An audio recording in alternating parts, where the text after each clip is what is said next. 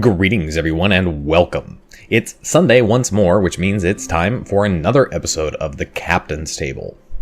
Not much has been going on in the last week. I took a break from playing World of Warships to instead focus on building a village in Life is Feudal Forest Village, which was the gameplay footage seen from last week's episode of the Captain's Table. And, of course, the reason for taking a break from World Warships was, quite simply to put it, you get burned out playing, especially in the summer, when you talk about all of the just terrible players that are out and about. However, back to playing World of Warships this week.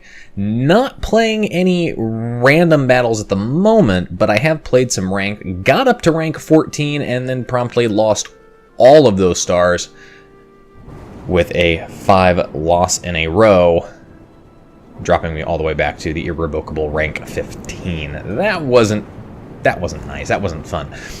But I haven't noticed that the rank battles now, every time you hit a new tier, with the exception of, I think, 15, 10, and 5, you are getting that much desired resource steel. Every single one. It's not a lot.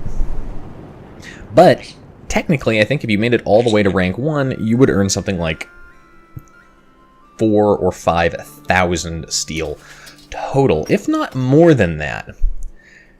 Not enough to go out and say, buy a flint right off the bat, but enough that if they continue this reward system into future ranked battles, even somebody who doesn't make it to rank 1 every season could eventually go and afford those ships. And that's a prospect that I actually really am kind of excited about with World of Warships. I'd love to see that be the case. I wish they would retroactively go back and apply those rewards to all the previous seasons of Ranked. That would be nice, because then I would probably actually have just barely enough steel to get myself the black. And of course, we know why I want the black. It is, after all, a Fletcher with a unique camo and radar that takes up its own consumable slot. The weather here in Seattle has cooled off quite a bit from previous weeks. It's actually quite a lot more comfortable now, hovering around the upper 60s, low 70s. The smoke has died down quite a bit. That's partly due to having a little bit of rain. Not a lot, nothing soaked there. But it is kind of pleasant. Hopefully it will remain that way for some time, especially going into Labor Day weekend, which is also PAX Prime, PAX West here in Seattle. Don't have a badge for that, so I'm not going to be able to show up at Wargaming's booth, but hopefully somebody at Wargaming will let me know where they're meeting up, and I can go schmooze my way into that badge, which would be wonderful. Other than that, not a lot has been going on. Work has been going pretty smoothly. We've actually managed to knock out pretty much everything that we've had come available. The beginning of September is going to see another bunch of units dropped on us, but it's nothing that I think we can't handle at this point. And pretty much nobody's going on vacation at a bad time for us.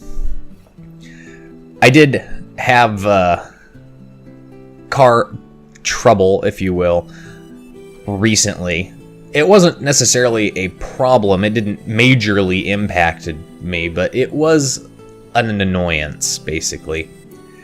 I somehow managed to get a nail in one of my tires. Now, a nail in a tire isn't that big of a deal, especially because my tires are apparently very thick, and the air leaking out was so incredibly slow that while I noticed the nail, or had it pointed out to me on Monday, when I finally got around to getting the tire fixed on Wednesday, my tire air pressure hadn't changed at all, or barely at all. Certainly the gauge didn't show up. But I went and I got that fixed. figuring I'd come in right before the place closed, and it would be, reasonably empty and a quick fix. I mean, to fix a nail in a tire takes less than 20 minutes. But no, there was a line, and I had to sit there and wait for an hour. Oh well. Tires fixed.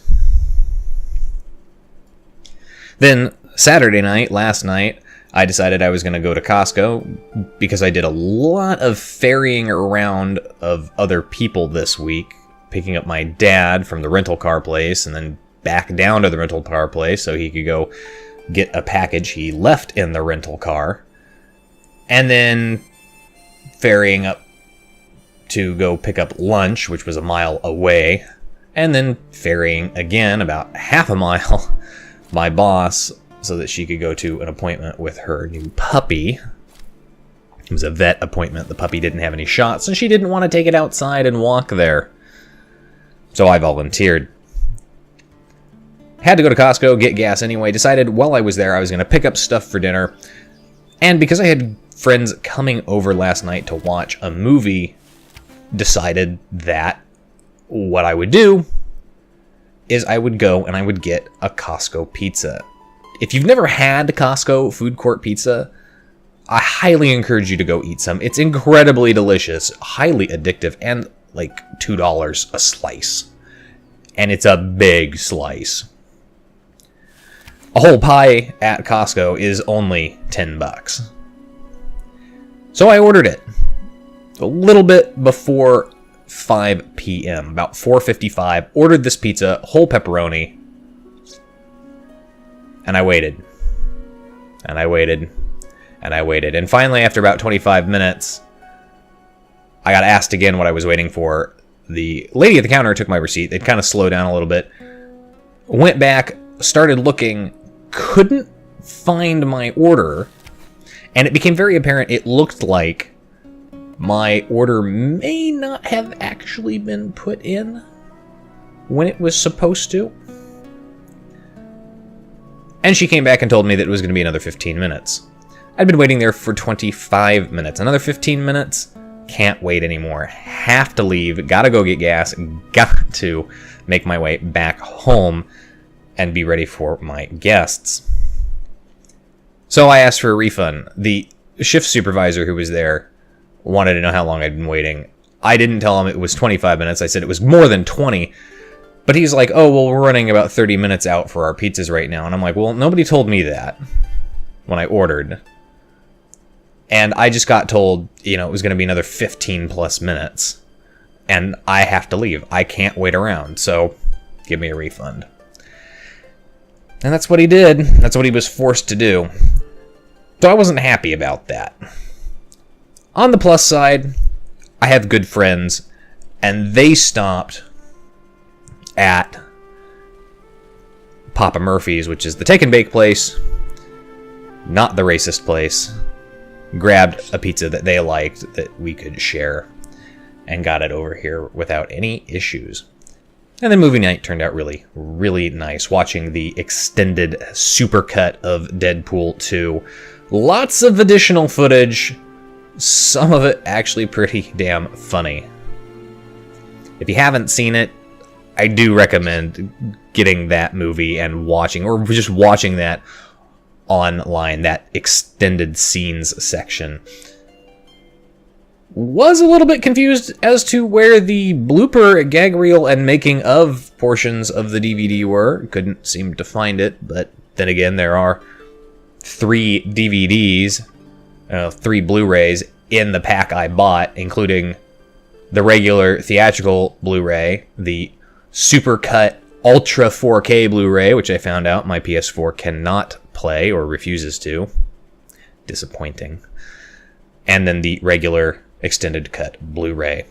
One of those, I'm sure, has all of the special features. I just don't know which one.